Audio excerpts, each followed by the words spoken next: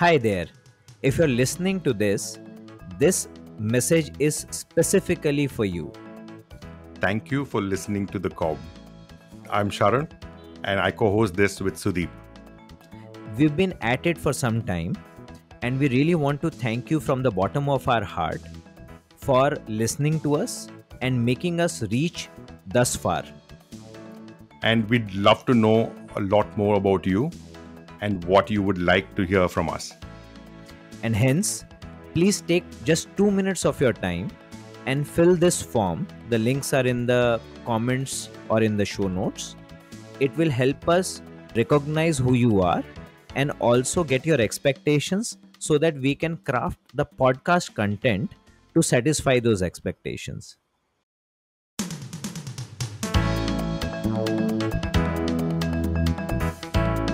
Welcome to CoB, Conversations on the Business of Brands with Sudeep Chawla and Sharan Raghavan.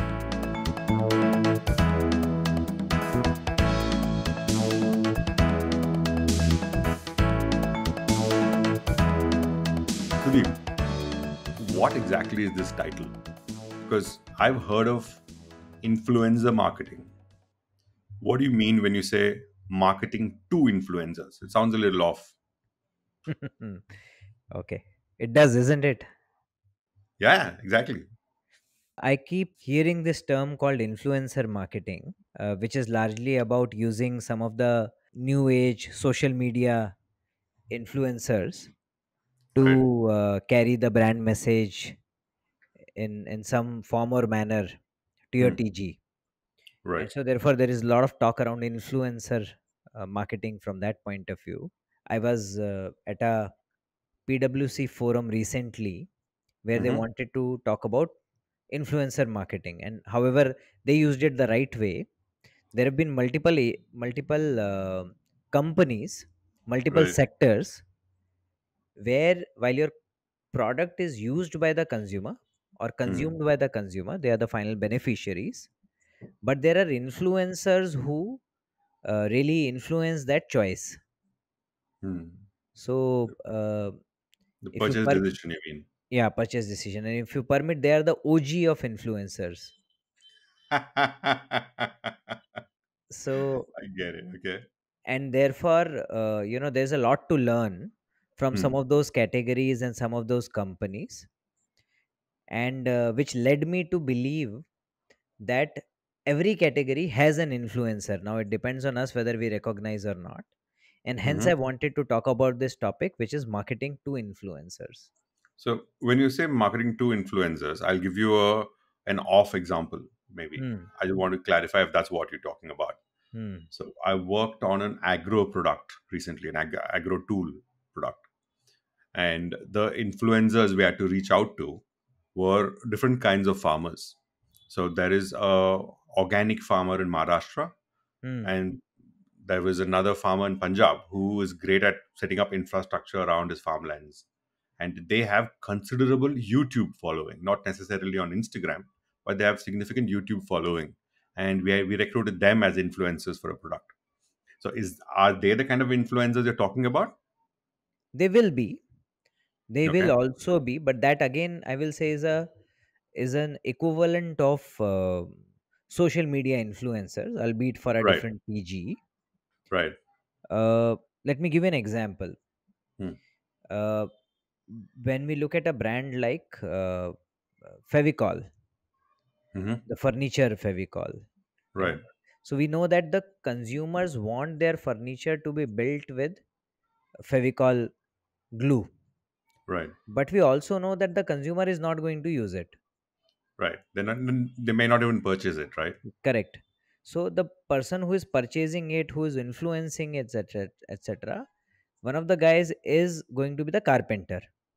Absolutely. Right. So therefore, carpenter is the influencer in this example. Got it. Got it. Okay. We're talking about the entire value chain of what's being delivered to the consumer and therefore the Correct. influences thereof. Correct. Perfect. In 2007, Cadbury launched Bobalu, Right. a Bubblegum. bubble gum. Hmm. Yeah. And one of the key value propositions was that it had a lot of liquid inside. Hmm. Anything else had very very little liquid. The method to show that value proposition was that we had employed all our salesmen with Hmm. sufficient tools and training etc to go to every shopkeeper and Right. show this by pressing the gum and letting the liquid ooze out, Right. and then doing the same with possibly say a centerfresh, Right. right? And the difference was amply clear, Right. right? Now, why were we trying to do this?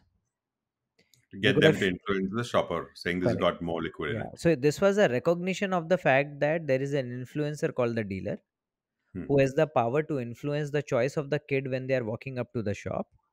And Got it. hence, if we are able to market to him well, he is going to be able to convert the consumers for you. Got it. And this would also apply to pharma, medical reps, and Of doctors. course, it will. Yeah, yeah, doctors are the biggest influencers. Now, Hmm. because both of us have worked in that company, we also know that, for example, for a brand like Pedigree, Hmm. one of their core reasons to growth was the influencers, which is the dietitians or the nutritionists, etc. That's where Right. the brand grew from. And Right. slowly and steadily, it became an OTC or a FMCG brand. It You're talking started about off as Pediasure. Pediasure, yeah. Uh, you said pedigree. Sorry, And yeah, that Pediasure. also could apply here because that also is driven by influences by the vets Correct, who talk correct. about nutrition Yeah, and so health. Pediasure, yes, you're right. So that's how Pediasure grew, Hmm. and then it obviously became a consumer brand, and people started picking it off the shelves on their own. Right. Right. Okay. So I get what you're saying. You're saying these are the stakeholders in the value chain who influence the end purchase decision. Right. It spoke about retailers, spoke about doctors, spoke about carpenters. Now, here's the question. When they are partners of the value chain, aren't you better off giving them margin, and aren't you obliged, or rather isn't it the matter of way that trade is conducted, that they get a certain percentage of the sale when they are already incentivized by money? Why do you then have to market to them? Isn't marketing reserved for the consumers, for the shoppers? So I think a couple of things about it. Hmm. One is that they get margin for doing their job, Okay. yeah, which is to play the role that they're supposed to play, and everybody and anybody will pay them margins, Right. some more than others, right? Right. But if you want your product to stand out, you would have to do something, Right. right? You can pay more margin for sure, Hmm. Hmm. yeah, but that's only one way of doing it, yeah. And a very expensive way of doing it if that's all you're focusing Yeah, on. maybe if that's the suppose you work in a commodity category, then Hmm. that's probably the only way of doing it, yeah, Got it. which is fine, yeah. You decide for your own category and how do you want to play it. The second part of it, Sharon, is also about the fact that uh, once you give them just the margin, Hmm. they will speak about your brand in a certain manner, Right. yeah. Hmm. However, if you are able to give them a convincing story, Hmm. they will speak about your brand in a slightly different manner. So you're saying the stakeholders in the system, or rather in the value chain, if motivated to tell your story to the end buyer, they would do it without monetary incentives. With or without, Okay. the point is that at a certain level, monetary incentives are ceteris paribus. Hmm. Everybody is going to give them monetary incentive, and they will earn it for the role that they play. I agree with you, and I pushed you on this point because Yeah. it's something that's very relevant today. I see a lot of the FMCG startups that I work with are intimidated by going distribution, omni-channel as they call it today. So talk about distributor margin, trade margin, and the different stakeholder margin that they have to pay. And I keep telling them that if you can manage to build your brand even before you take it to the market, it's better. And even when you're taking it to the market, you need something more than just monetary incentives. And that's what the brand can deliver for you. Yeah. And I think very, very pertinent point. Yeah. Okay. You will similarly look at possibly a lot of modern trade teams who handle modern trade. Hmm. If they are unable to understand the cogent story what is the consumer story, how will they attract the right kind of consumers, etc. The only thing that they have to offer to modern trade chains is discounts. Yes. Yeah, then we hide behind all kind of terminologies, we call them buy, but those are primarily schemes and discounts. Exactly. All of them are, uh, when that's all you resort to. Yeah, All of them are just discounting your product. yeah. Got it. Okay. So I get who these influencers are and why they should be marketed to. But where do you start? What comes first? Do you build a brand and then take it to these influencers, or do the influencers come?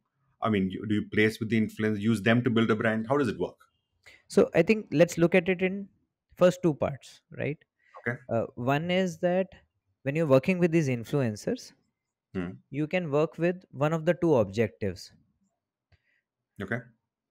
One is working with these influencers specifically to impact the effectiveness of your current campaign.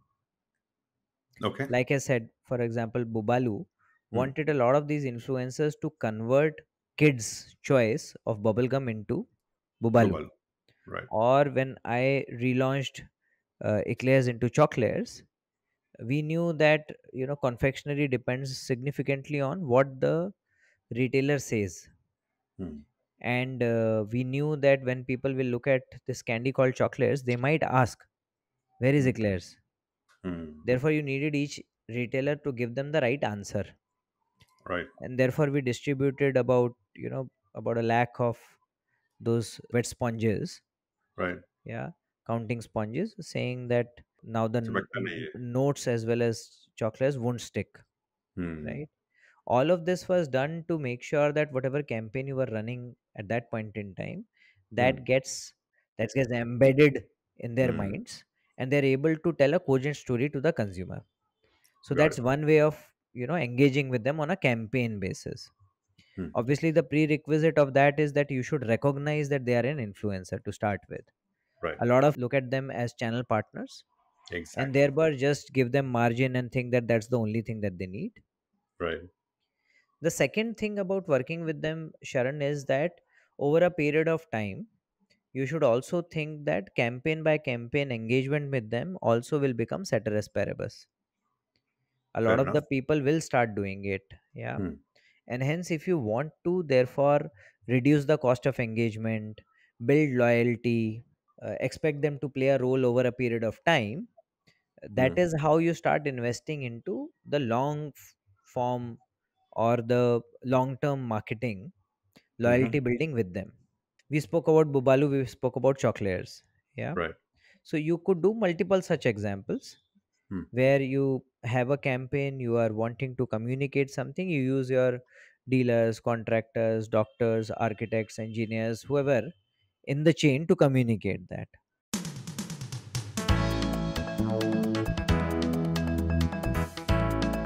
Thank you for listening to CoB, Conversations on the Business of Brands with Sudeep Chawla and Sharvana Raghavan. Subscribe and learn more at cobcast.net. That's CoBBCAST.net.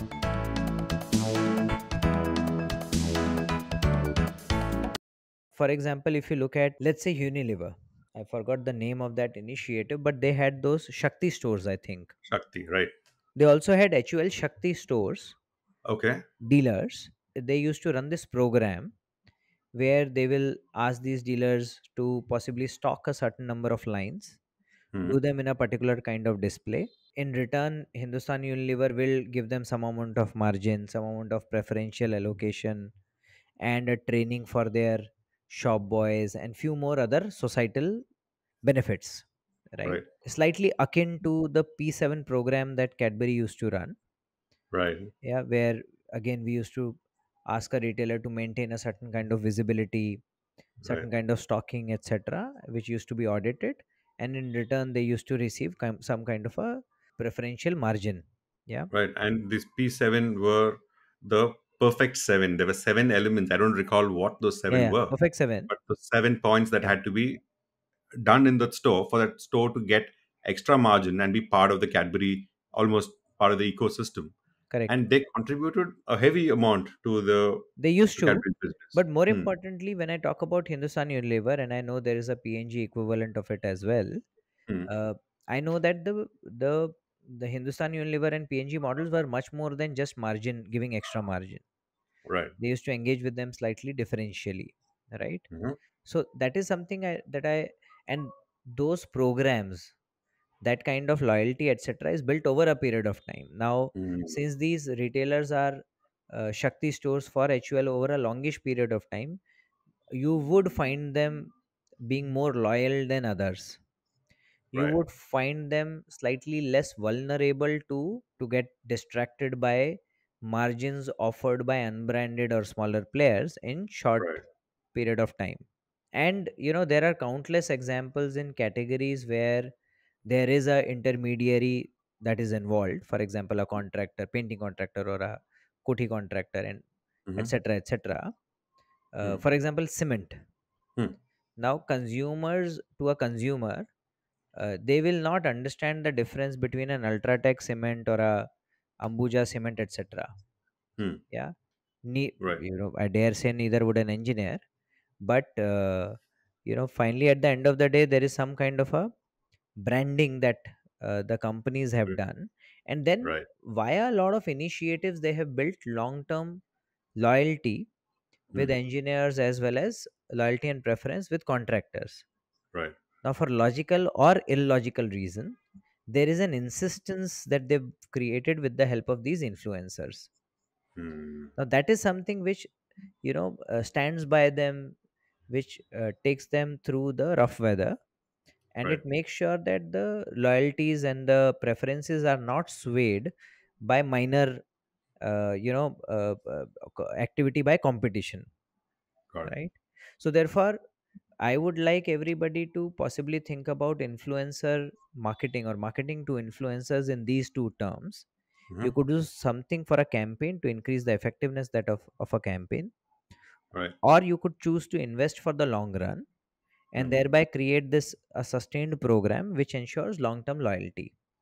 Got it. Yeah. So these are the two ways in which you can engage with them, Right. right? uh, Again, I keep repeating this: the prerequisite is to recognize that somebody is an influencer for your brand or your category. Too Got often it. we are blind to that. Right. So I get what you, just to summarize what you said so far, is that your influencers are not just the social media influencers. The original influencers, or in your language, the OG of influencers, are your trade partners who are part of the value chain through which your brand or product reaches the end shopper, purchaser, consumer.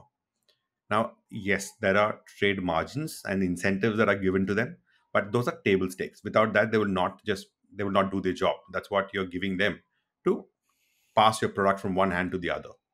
But for them to be motivated to be a partner in your success, there are two ways to engage with them. One is make them buy into the campaign you're running, make them instrumental to execution of the campaign, and get them to drive your campaigns, like the Bubalu example. And the other is the long term execution, where you make them a part of a program and you engage with them, and you engage with them over a longer period of time, so that they build loyalty towards the business and the brand, and they almost become the pseudo salesman for the brand at the end touch points. That sums it up. Yeah. Now, Okay. also wanted to pick up one more thread on this, Sharon. Hmm. uh, and since influencer marketing is something which is something of a buzzword these days, Hmm. there's another buzzword that gets picked up in in a lot of circles where influencer marketing gets spoken about, uh, which is this whole trend around hyper personalization. Right. Yeah, Cadbury celebrations in one of their ads, Hmm. hyper personalized, the advertisement for every retailer, dealer, etc., Right. Right. thereby creating one of the better influencer marketing to influencers campaign Hmm. that anybody has done at this kind of a scale. Right.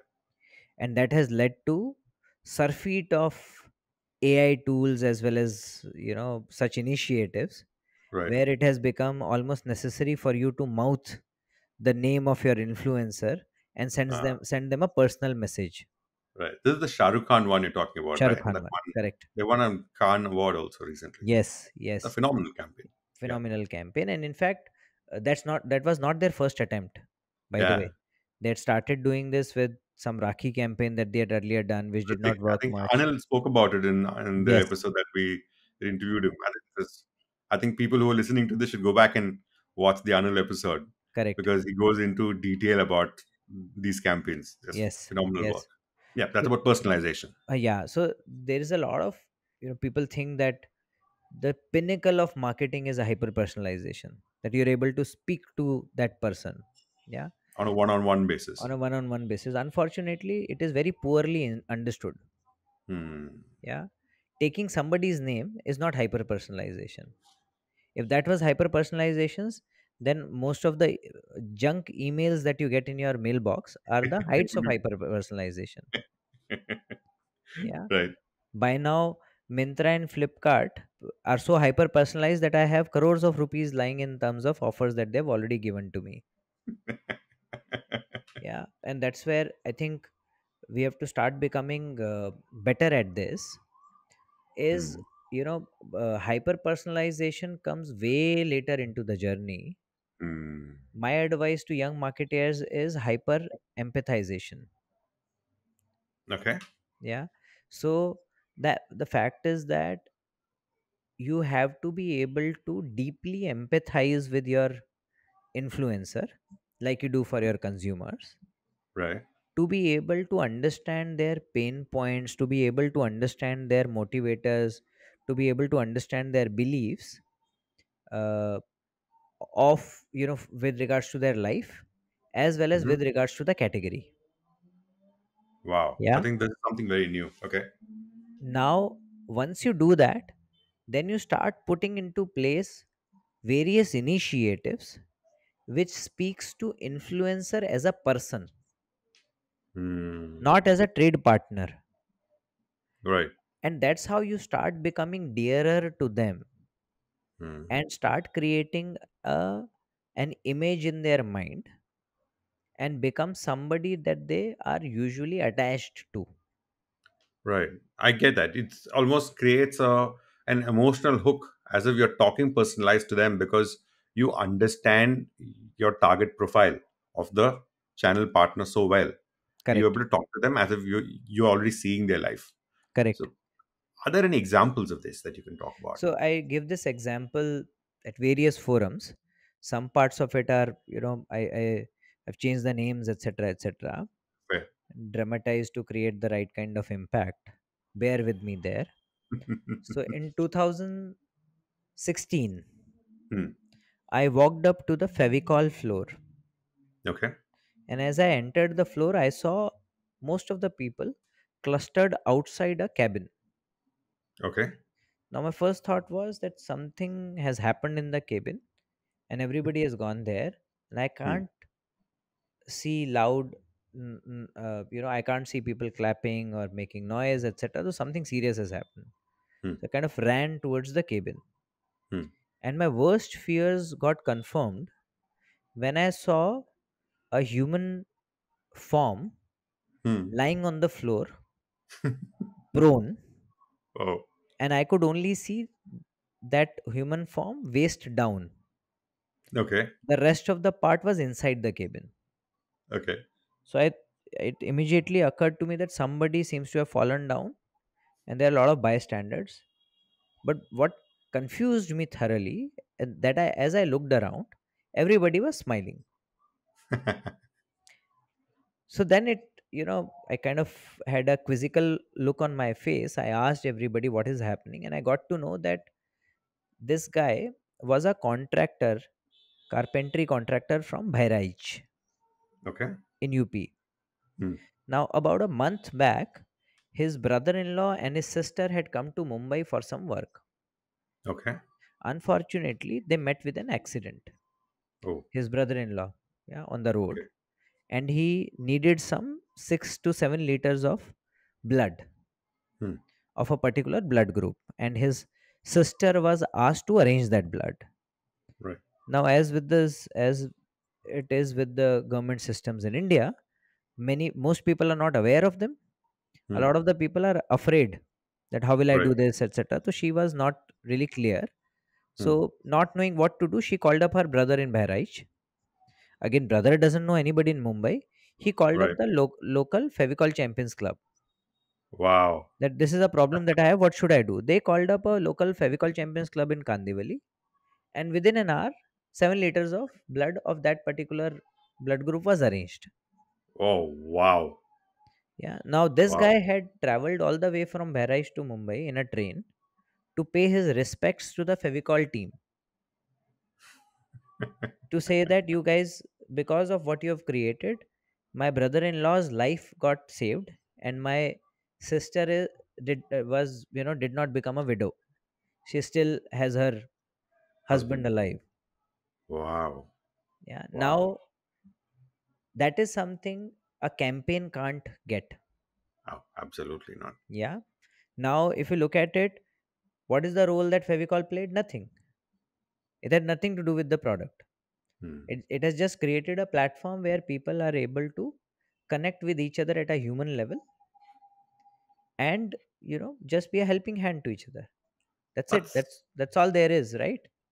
absolutely, that's such a powerful story, Sudeep. And thank you so much for sharing it. That a person, I am not even surprised by what Pidilite as a company or the team reacted to it. I am fascinated that a, the retailer had the thought to reach out to Pidilite when he was No, in this kind of a situation. this is a carpenter, huh? It's not a retailer. Wow. Even bigger wow that the carpenter had the gumption or even the thought to reach out to Pidilite itself. The So band's already now, won there. now let me correct you there. He didn't reach out to Pidilite. Huh. He reached out to his fellow carpenters who are part of the Fevicol Champions Club. Fevicol and Pidilite has nothing to do with it. They're part of the club. They're friends. Right. He reached out to them. They reached out to the Mumbai chapter, and they got it done. Brilliant. There's no Fevicol team involved there. There's no Pidilite team involved there. Oh, It so is the between carpenters. They're talking to each other and and why does he thank Fevicol for it? because Fevicol created that club Wow. and gave them that platform. That network, that community is created by Pidilite and Correct. Fevicol. Brilliant. So Now, yeah. So therefore, and I'm sure there are many more stories of such kind with lots of companies like Asian Paints and Ultratech Cement and etc. etc. I just narrated that story to possibly help our listeners feel the power of human connection, right. the power of having cracking a human insight. Hmm. Yeah. A lot of the, for example, uh, blue collared people that work all around us Hmm. are people who don't think of themselves as very privileged. Hmm. Yeah. So therefore they always believe in the strength of numbers, but they Right. think of themselves as insignificant in the Hmm. entire scheme of things. Right.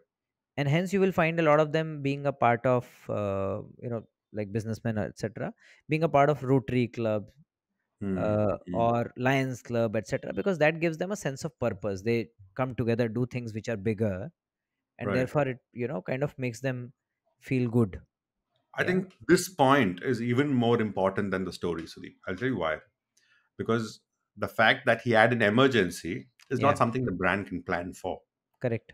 I think the story is a result of the work that Pidilite had done so far. Yeah. That in understanding the insight of the carpenter, your influencer's life insight, that he sees himself or herself as a blue collared worker who doesn't necessarily have too much significance in society by themselves, but as a collective, as a community of carpenters under the Pidilite umbrella, they have significant importance.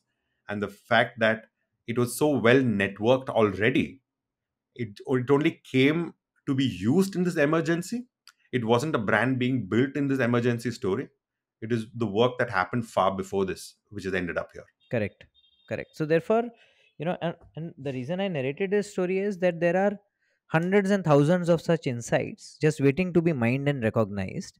Right. And so therefore, if you hyper empathize with your influencer, you will be able to hyper personalize. Yeah, and I keep saying this again and again that, don't be too enamored by hyper personalization.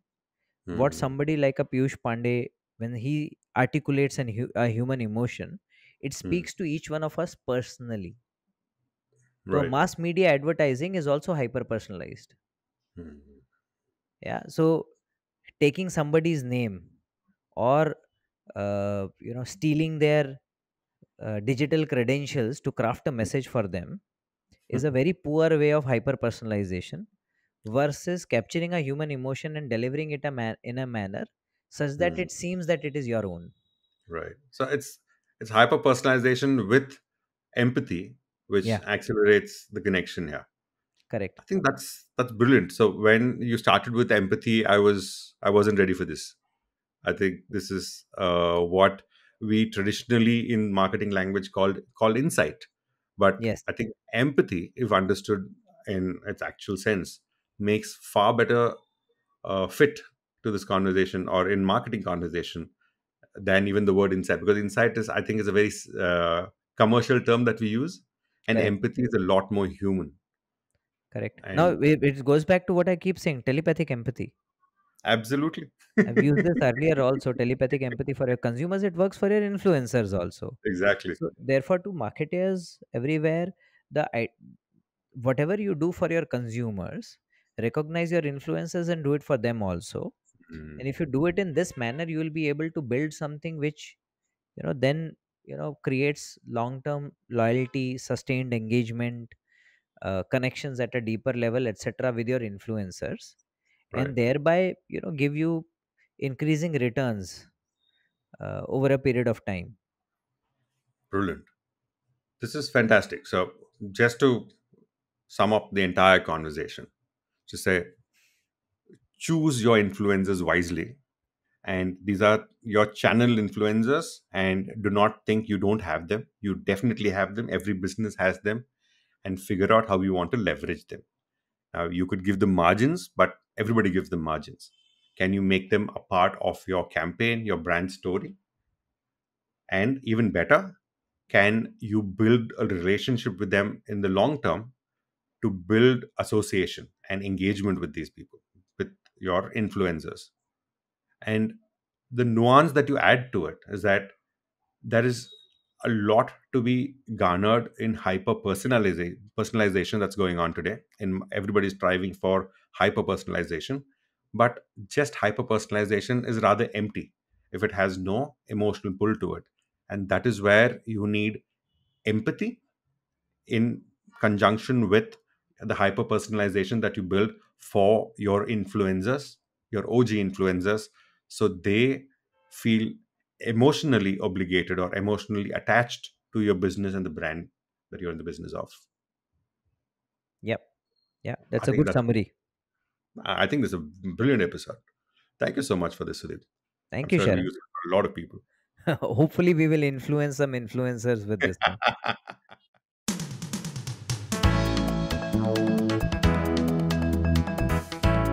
Thank you for listening to CoBB, Conversations on the Business of Brands with Sudeep Chawla and Sharvana Raghavan. Subscribe and learn more at cobcast.net. That's CoBBcast.net.